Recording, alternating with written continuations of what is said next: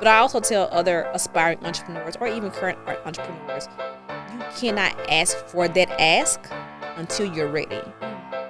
Say that again. That happens too much. It's kind of like I'm like, Jade, like, make this intro to X for me. Why would you waste my time and make this introduction? And now you can never go back.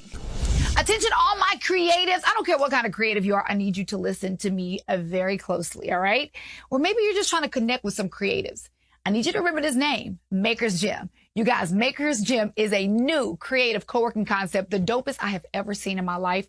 No exaggeration. Look, it gives its members access to state-of-the-art production studios, production equipment. You get training and educational classes. You get vast co-working amenities, and even better than that, a network of up-and-coming talent and businesses. So make sure you look them up, Maker's Gym. I won't create anywhere else. Check them out, y'all. Welcome to The Dash. You know, The Dash is that tiny line between your life start date and end date. It's your story, chapters in your book, your journey. Get ready for real conversations with real people telling real stories about the realities of failure, setbacks, and success. Let's go. Let's go. Let's go. Let's go. Let's go. We're rolling. Let's go. The Dash in 3, 2, 1. Okay, so today is special. Y'all, let me tell y'all, the Dash podcast is getting big because we got people flying in town, okay? No, I cannot thank you enough for being here. We have the CEO and the founder of a fintech company called CapWay, Miss Sheena Allen, who is so freaking young, who is just so freaking amazing. I've been Insta-stalking you, so first of all, thank you for being here. Thank you for having me. Sheena, I have so many questions for you. All right, let's get it going. Okay, so let's start from the beginning. So a fintech company is when you, I guess, kind of intertwine finance services or financials with tech. Yep. Okay. Finances plus tech, fintech. Okay. CapWay. Tell me, what exactly is CapWay? So CapWay, fintech company, we are an inclusive financial system, and our goal, our mission is creating financial access and opportunities, mainly for people who we feel have been left on, well, even for themselves, have been left on the outside of traditional banking. And that's a range. That can be Gen Z, because Gen Z does not do banking the way that our parents did banking. Facts. Everything they do is like in their hands. So when we say misunderstood, traditional banks don't really understand them. They're a misunderstood generation, I think, outside of banking too. But, you know, I remember I walked into a bank branch with my mom at 14 and she gave me my first bank account. Like, this generation is not doing that. Absolutely not. Women, think about unbanked, underbanked, immigrants, people who are in banking deserts. So it's a very broad, but it's like our goal is, how do we create that access and opportunities? Because things are changing. Like, right. Things are not done the way they used to be. And so for us, it's like not just giving somebody like a bank account, although we do digital banking, but how are we creating different products and services to really get someone to true financial health and creating that generational wealth? I love that. So all of this is done online. Online. So it's not, CapWay is not like a financial institution that you necessarily walk into. No, everything is digital. Okay. I'm going to start with the rudest question in the world because I have to like understand. How old are you, if you don't mind me asking? Yeah, I'm apologizing up front because I know that's so rude to ask, a person that, but there's a reason I'm asking this. I just turned 33, so I'm getting old. Girl, stop. My birthday was 2 weeks ago, so. 33 years old. 33. And you have developed a fintech company, and you also have your own app company. Yeah, so this is my second startup. I started my first startup actually in college. So I've been doing this since 20. Since the age of 20? Since 20. Okay, you have to explain to me. First of all, kudos to you for being a Black woman in finances, for being a Black woman doing tech, which are two absolutely male-dominated industries. Yes, very much so. And you started at the age of 20. Well, actually, I started before 20, so I had an idea. Okay, get out. You showing up. But really getting deep into it, 20. Okay, so let's do a little bit of a rewind. Mississippi girl. The SIP. How does a Mississippi girl get involved in tech on this level?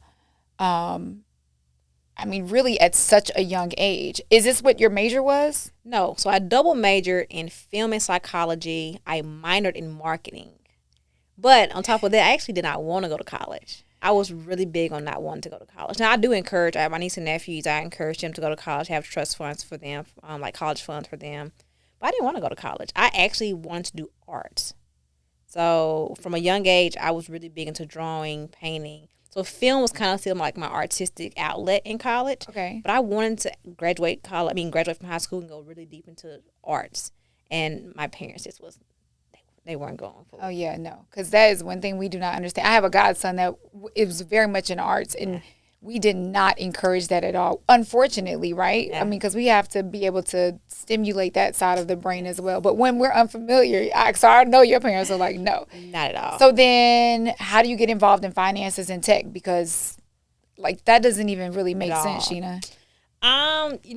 So as I mentioned, I actually tried something beforehand. So my freshman year of college, crazy enough, not wanting to be there, being honest there, I didn't want to be there. And I discovered like Mark Zuckerberg. So I knew Facebook from high school, but I never knew the founder until my freshman year of college. Okay. And I was like, if he can do that out of Harvard, like I can do that. And so Okay. I started like creating like my own like Facebook. It was called iZone Central. And it was supposed to like a breakdown like different zones. And I spec'd it out, and I was trying to find somebody to help me develop it. Okay. And So this was just an idea. it's just like idea. Okay. My freshman year of college. And my mom found someone who made an intro to somebody that was a developer. And it was a company, but they wanted me to give them 51% of the company. Of course. And I was like, nah, I'll just stay in college. And so went through college, and in my senior year, went to Walmart. I had subleased my apartment, and just had a random idea for an app. I went Walmart, had this long receipt, was like, told my roommate, I was like, I wish there was an app I can keep up with my money and my receipts. Oh, girl, tell it. Yes. In 2011, the App Store was still very young. So it was like hundreds of thousands of apps in the App Store versus now there's like millions and millions. Right. And yeah, that random idea turned into me being like, I'm gonna create this app. And that app went from one app to two apps before I graduated. And then after I graduated, I decided I was going to build it out. I had fell in love with tech, and that was really the beginning of my real first tech company. I left Mississippi, went to Silicon Valley, and the journey began. Okay, my mind is blown. You know this story doesn't really make sense, right? It's all over the place. Okay, so first of all, let's back up, because I've known people that wanted to start apps. I actually know somebody that is in debt right now because somebody ran away with their money. Happens all the time. Yes. So how do you have this idea, you want to create an app. How do you finally find the right person that I guess really does right? And then how do you fund it? You're a college student. So finding the right person is actually really hard when you don't know what you're doing. Okay. And it happens to, trust me, tell your friend, they're not the only person. It happens all the time. So usually what happens is we have this idea for an app, and you're either trying to find someone in the U.S., which on the unfortunate side of that, there's a pro and a con to it. The pros is if something goes wrong, you have like that legal protection. Right. The con to it is that it's usually super expensive. Mm-hmm. Whereas if you offshore it, so you're giving it to somebody in a different country, it's probably much cheaper. Got to be up at 2 o'clock in the morning to have a conversation.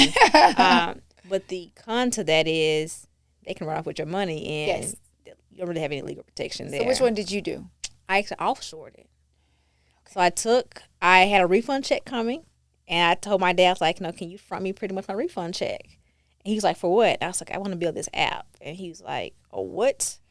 Again, parents do not understand technology. I was like, an app. He's like, as long as you pay me back. So he gave it to me. And mind you, we didn't have money like that. So Right. like that was big for him to even take a chance on giving. It was $3,000. But he also knew my refund check was coming. So I guess he was like, he Right. gave it to me. And of course I could pay him back when I got my refund check. So essentially I used my refund check to fund my first app. And then this is how this beautiful career has begun. Yes. Okay. So then you developed 2 apps. Mm-hmm. Was that smooth sailing? Or were there ever a time where you were thinking, okay, this person could run off with my money, this is not going as planned, Because how do you, once it becomes to fruition, now you have to let people know that it's out there. Yeah. Honestly, I never worried about that, mainly because one, I did everything except the back end coding. Now, mind you, the back end coding is very, very important. It's kind of the core, important core to of course the app in itself. However, from the very beginning, when I met the guy that I met who ended up doing the back end coding of mine, because mind you, I did my own spec sheets, my own design, I did my own QA, I did my own testing. How do you know how to do all this? I just Google was my friend, Google University, and then I just figured it out from there. Okay. And I told him from the beginning, I was like, the contract, mind you, the legal protection is really not there, but from the contract with him from the beginning was, the coding belongs to me, everything belongs to me. I give you this, you give this back to me. Every time you send me a build, you send me the updated coding with every build that I'm testing. So I had protection along the way. So, and I always made sure I only pay my milestones. Because what happens is a lot of times people will do like 50% up front, or they'll pay all of it up front. I'm not doing that. So if it was like $3,000, I think we broke it down to maybe like 3 or 4 milestones. So I paid him like a fourth up front. And the first milestone, he sent it to me. I paid him a fourth, but after I had got the coding that I was testing. And then I gave my feedback. Then he did the next one. Then I paid him again. By that time, that one was good to go. Yeah. So I had all my code. I had paid him. I had one more payment to go. So I made it where the last payment that I gave him, he only got it after it was successfully uploaded to the App Store. Gotcha. Okay. So I did it in milestones, but like he really couldn't run off my money. And if he did run off, it wouldn't be enough that it was going to be like, dang, he got all my money. Right. So I did it in milestones. So I guess obviously you would recommend people to do that if 100%. they're. So does this guy still work for your company? No, he doesn't. Sheena, now you should have brought that man on. Well, it's different now, mainly because he was in a different country, so I offshored it. Whereas with fintech, CapWay, because there's so many regulatory laws, having an in-house team is really important. Now, mind you, once you like have 1,000, 2,000, 3,000 employees, people can work remote and you can outsource and offshore things. But for the most part, those core pieces of your company as a bank has to be done in-house. And so that's really the reason. Okay, so let's talk about CapWay. So where did you get the idea? You're already developing these other apps. Why not just run with those? And why CapWay? Yeah, crazy enough, I started Sheena Allen Apps was the name of the portfolio company. Right. And of course, I started that in college.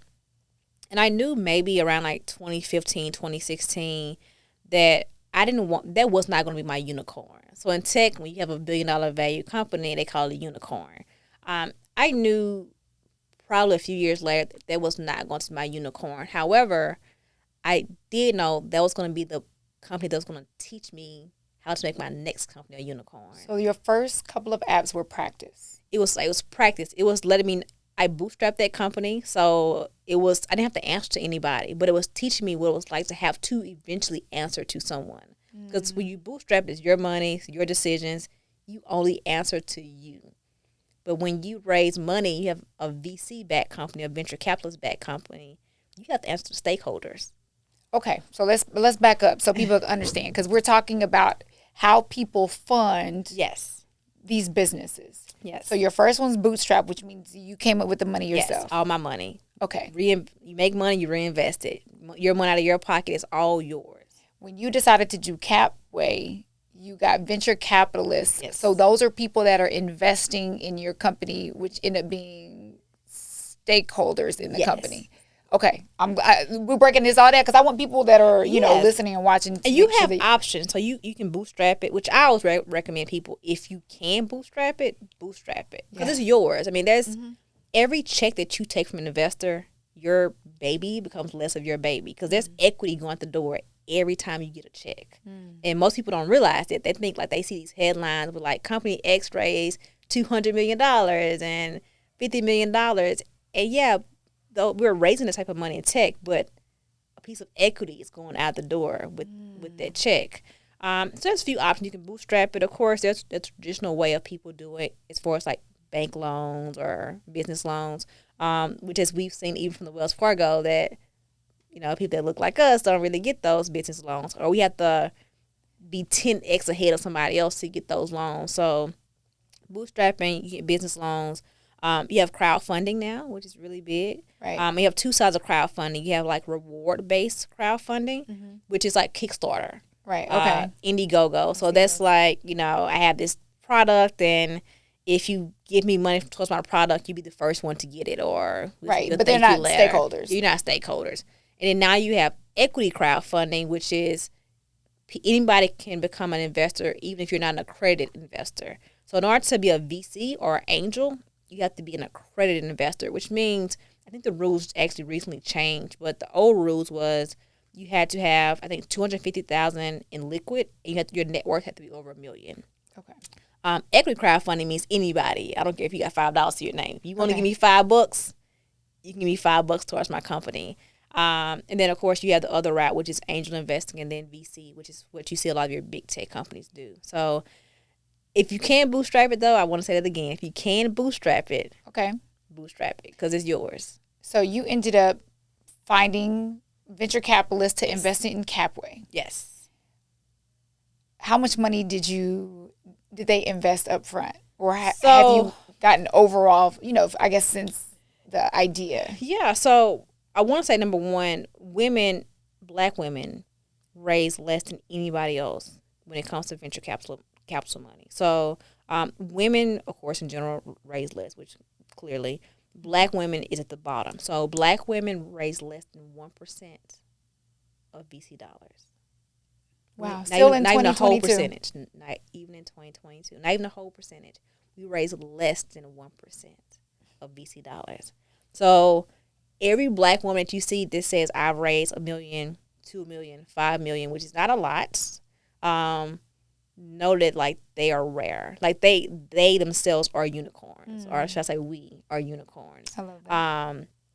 Because the battle is an uphill battle. We have to, I guarantee you, our traction, our revenue, our product has to be 10x somebody else's to get the exact same money, if not more.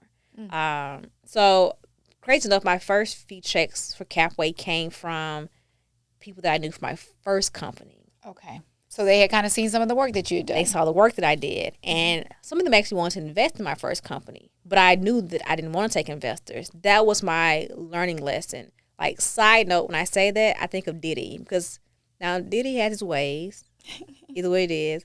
But, Diddy always says, there's only so much you can tell me that you can and can't do. Because for a lot of that, I did myself. I was a person that Howard passed out the flyers. I was a person, like, I know it's like sleeping on the floor doing. So I always tell people about my first company.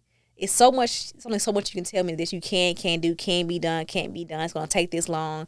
Because I bootstrap it for the point I get to make those mistakes. So if I ask you to do something, if I hire you, you tell me that's going to take a week. I'm going to tell you, no, that's going to take you 2 days. Because I did it myself. It would be hard to work for Sheena. You can't pull anything past Sheena. You can't pull it. Yeah. But those first few investors were people that was interested in my first company, or at least saw my work from my first company. And they came in as angels. So they invested, and it was small checks. It was $10,000 here, $25,000 here. They were really small checks. And that was what I call my angel round. Most people, supposedly your first round is your family and friends round. Most people that look like us don't have family and friends. They can write us a $25,000 check. So I call it my angel round. And then we did a pre-seed round, which was led by Initialized Capital, which is probably most known for their 2 founders at the time. Now one is left, which is Gary Tan and Alexis Ohanian, which is Serena Williams' husband. Okay. He's now branched off and he has his own VC firm.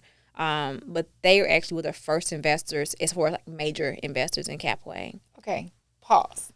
How do you get the attention of Serena Williams' husband to invest in your company? How does he know?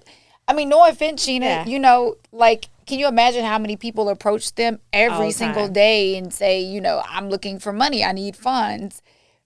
Why do you think he chose you, and how did you how do you put yourself in a position for people to, Yeah. It's interesting because I'm actually super introverted. So a lot of times it's networking.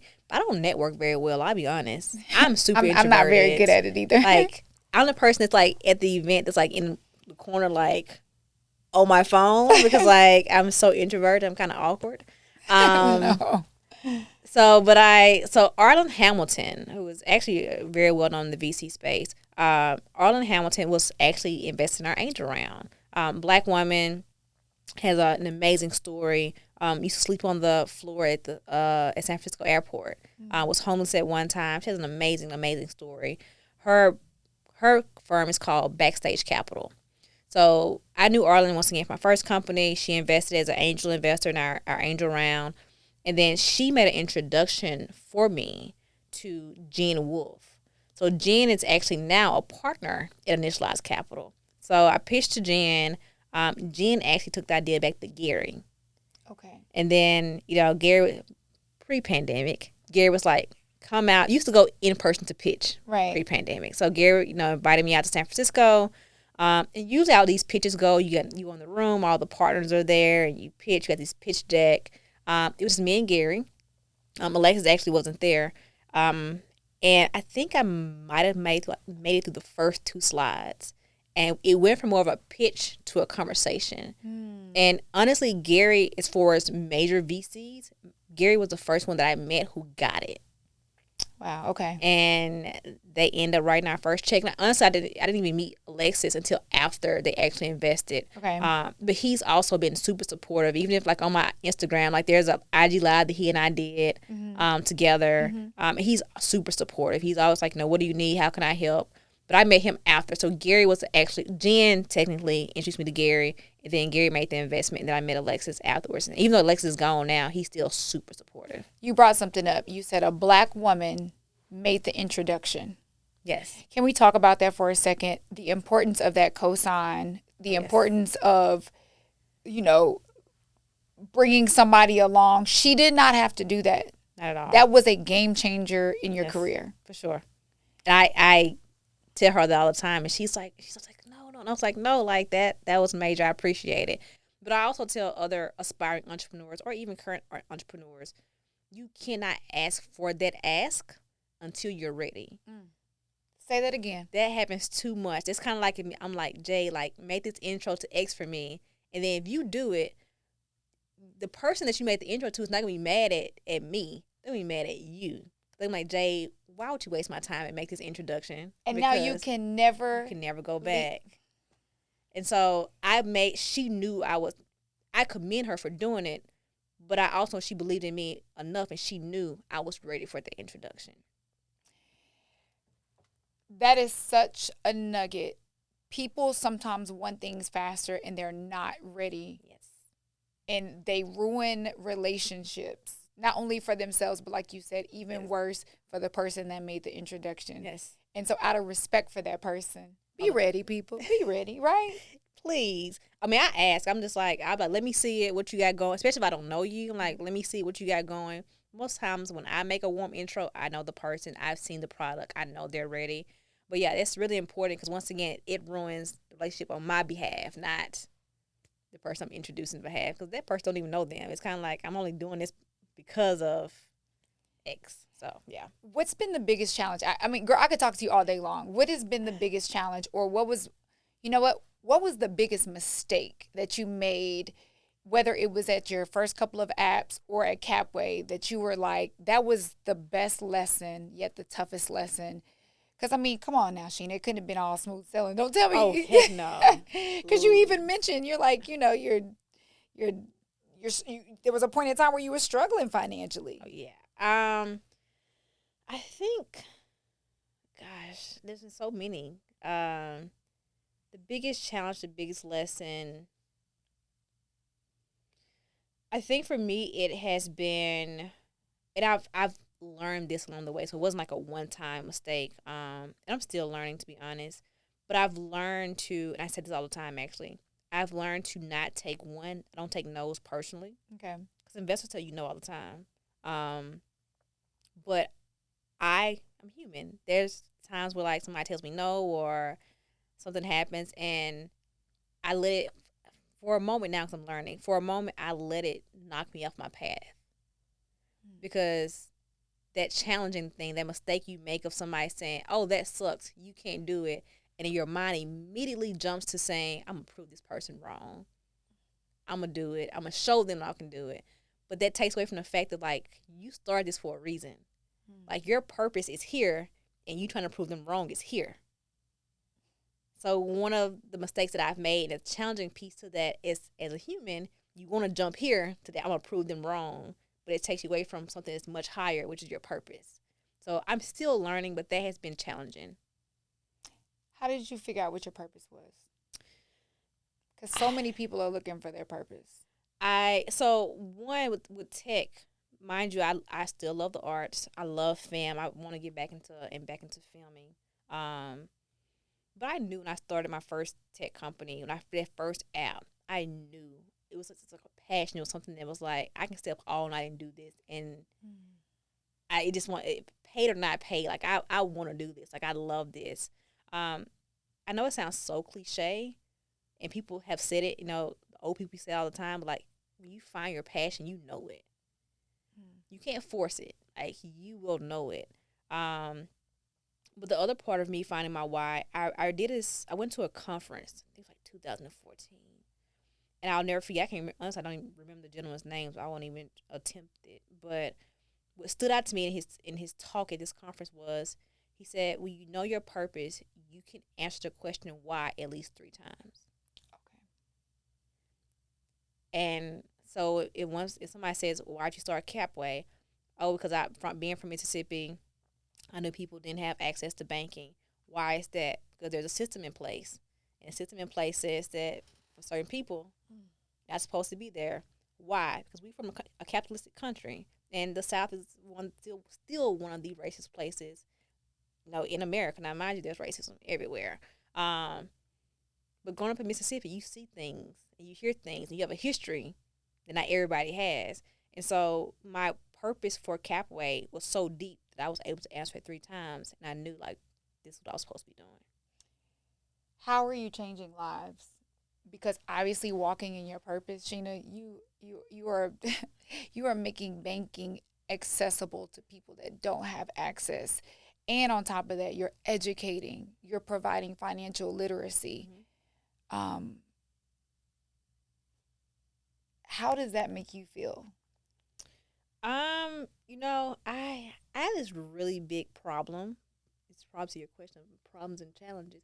I have this problem with, like, my vision and my thoughts are, like, so far that I still have not grasped, I think, what I've done, as people say. Are you a Leo? Because me and you have a lot in common. I swear, I'm like, girl, I already know where you're going with this. I'm a Pisces, but okay.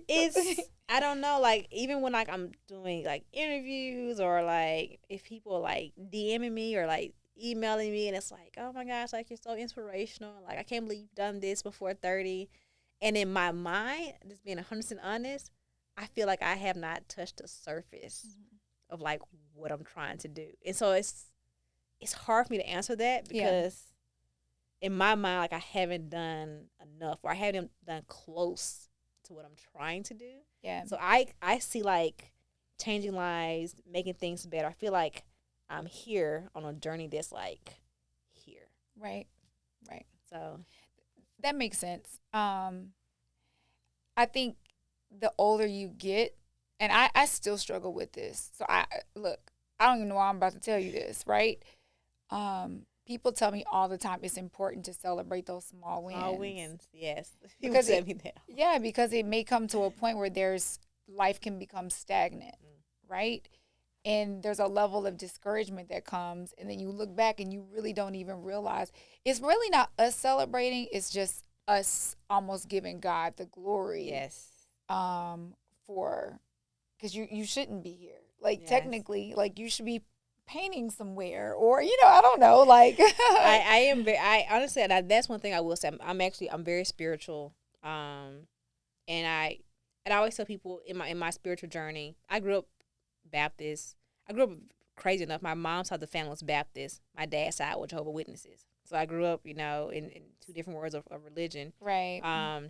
And as Kirk Franklin says, I let go of that religion and found a deeper level of spirituality. But I say that because when we talk about, there being a high power and giving somebody above you the glory, the changing point came for me 2013. My grandmother passed, my maternal grandmother. And Sheena Allen was actually doing well.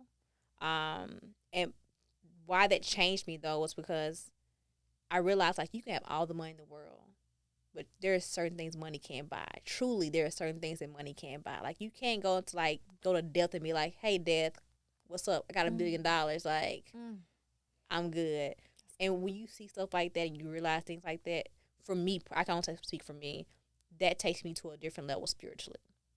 So that's probably a big changing point on a spiritual journey for me. So I do, and everything else where I always look at like I still have a long way to go, I do definitely still, make sure I give the glory to God. But I hold your sentiments because I struggle with the exact same thing. It's like, God, you are so good. Okay, we're on to the next task, right? That's kind of how we think. Okay, just real quick because we have been out of time, girl. Okay. I read a quote that you said, I want Mark Zuckerberg power. That was your quote, Sheena. That is my quote. And I actually said to Mark Zuckerberg's sister, which was even more random. Oh, and I'm sure she was like, oh, okay. Why? And then what's the ultimate goal? Mark Zuckerberg, I say Mark Zuckerberg power. If you've seen like even what's been happening like on Capitol Hill, even some of his shareholders, some of his board members have been trying to get him out of Facebook as CEO. But the way that he set up his company was so genius that no matter what anybody says, he's still in control of his company. Okay. You can't vote him out. Steve Jobs was voted out of Apple. He came back. They brought him back, but he was voted out. You can't vote Mark Zuckerberg out of Facebook. The choice is his. The power is his. And the good and bad that came with Facebook, Meta, whatever name he has for it now. He still has changed lives. My mom and my dad is on Facebook. Like, that's just crazy. My dad is 64. He's on Facebook. Right. But he's on Facebook, and he's talking to people he hasn't seen in years, and he's keeping up. So, I mean, there's some cons that have come with Facebook, but you can't deny the fact that Facebook changed lives, like, in so many ways. And he had this core thing that he did, but there's so much more that he's done. And we've seen from, of course, a few different Elon and Jeff Bezos, so many others, but his youth is something it's above everybody else that's on their list that you can name. The way he set up his board, the way he set up his company, I think was genius. Regardless of how you feel about that, at the end of the day, it is what it is. And I also feel like it's unfortunate because we're in a capitalistic country, but with power and money are in the same bucket. And so to have that much money, you get much more power. And then it's up to us as humans of what we do with that power. Which is one thing I love about you. You're a businesswoman, but you give back. You want to help your community. That is what this entire fintech company is built on, is your love for community, your love for your people, and your love for educating and wanting them to be their best selves. For sure. And which is why you continue to be blessed. Okay, one nosy question. How old were you when you made your first $1 million? 32. Girl, take me to lunch. Let me borrow $5. Okay, Sheena, I am so proud of you. I literally could talk to you forever. Real quick, tell people how they can, I guess, is CapWay an app that they can download? And tell people really quick who should download CapWay. So CapWay, we're available web and mobile, so either or, but of course download our app, available for iOS and for Android. Just go to the Play Store or the Apple Store and just put in CapWay, CapWay, or you can also go to the website, which is capway.com. CapWay is for everyone, anyone. This company was built to give access and opportunities on a different level. So even people, I don't care if you make six figures, there's something that your bank is probably not doing for you. They're not giving you certain education. They're not giving you certain resources. We give you that at CapWay. So everyone, definitely go check out CapWay, download it, get a CapWay debit card. We do no overdraft, no minimum balance, no monthly fees. Hold up, no overdraft, no minimum balance. Wait, Sheena, hold on. Okay. No overdraft, no monthly fees, no minimum balance. Want to throw that out there. So And even if you decide not to bank with us, the education that we give, and there's other products and services that we have coming in this financial space, payments, investing, a lot of different things we have coming. So even just to check out what we're doing and have coming. And then for me personally, my website is SheenaAllen.com, and on social, I am at WhoIsSheena. Sheena, I love your spirit. I'm so happy for you. You're an amazing person, very kind-hearted. The fact that, again, you flew in to do this interview and you did not have to. I mean, there's thousands of podcasts you can be on, right? But I cannot tell you thank you enough for betting on me.